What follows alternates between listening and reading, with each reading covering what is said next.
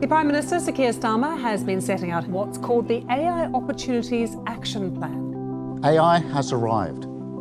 Think about all the doctors and the nurses who will have much more time for the personal touch, the service that people really value. Bear with me, we've got to wait for the IT to warm up. It has to recognise my smart card. Let's try again. Don't ask me why, but that sometimes works. My first appointment was, by the way, meant to start 4 minutes ago. Hello, Bridges. Is it for something urgent? I can do morning, you know. And what's the appointment in regards to? We've basically normalised things not working. We're just seeing the system fail. We're not even close to working AI in the NHS at the moment. Oh, hang on, are we there? Bingo. Right, we're in. Apologies, it's absolutely freezing in here. The radiator doesn't work.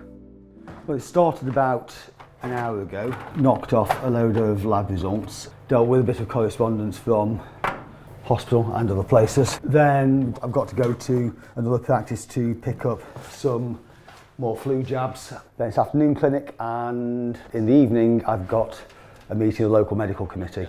So I'll probably get home about 10ish. Is he? Okay, fine. Yeah, put him through or put him through. I served in the army from 2002 until 2013. I've been a civilian GP ever since. The theme that's as true now as it was then is deprivation. Deprivation for most of our patients has got worse in the last decade or so. We're seeing more obesity-related conditions.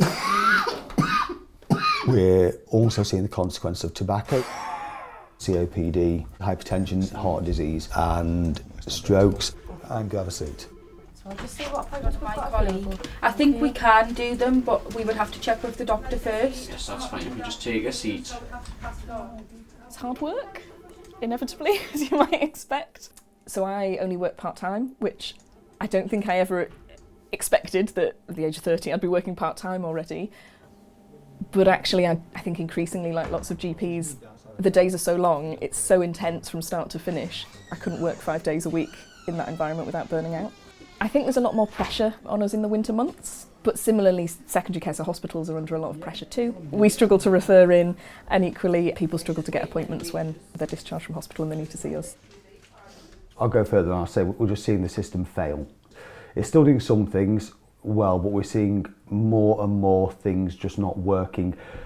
We just have to set expectations relatively low. Any pain when we do that?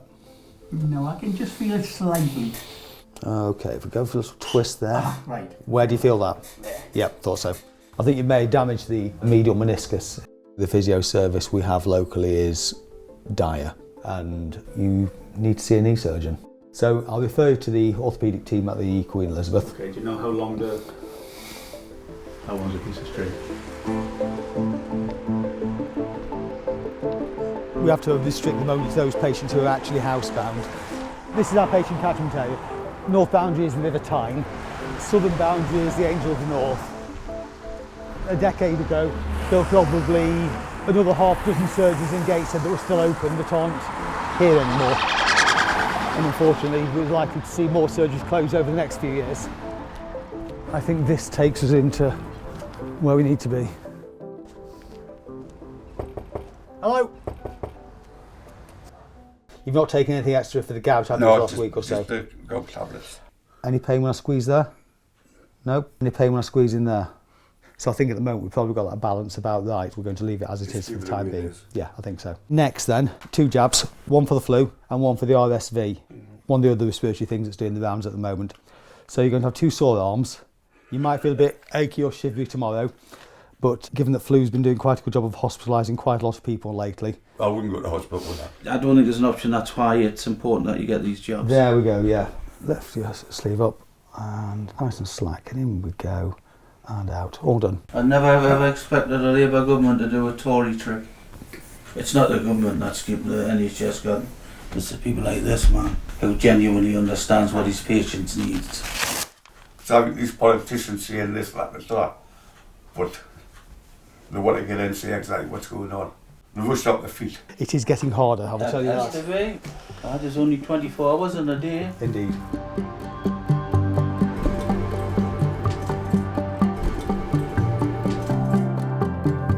afternoon, Bridges. There will still be appointments left. I promise. There will be.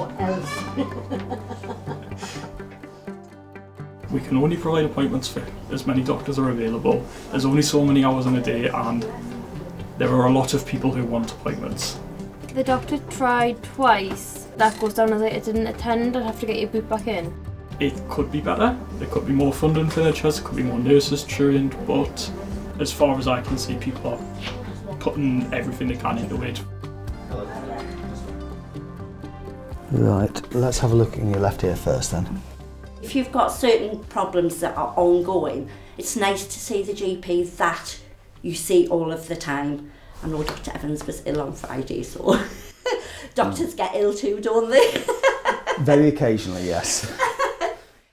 This is a young woman who's been trying to access mental health services and keeps being rejected.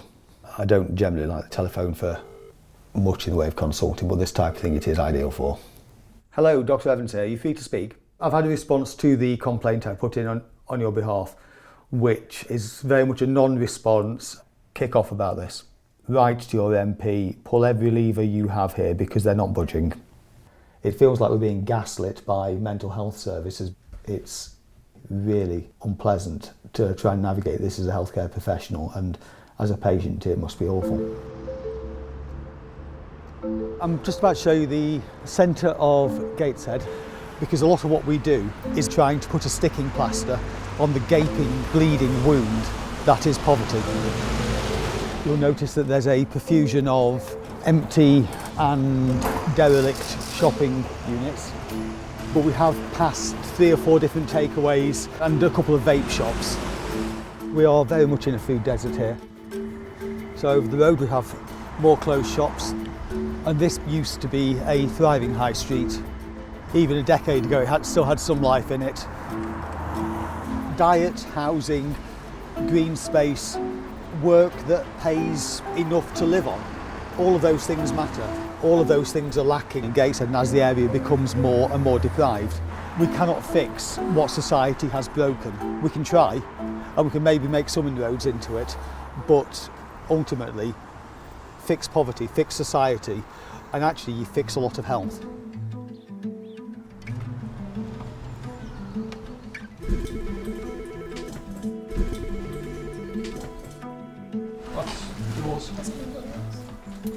Hi, Carol.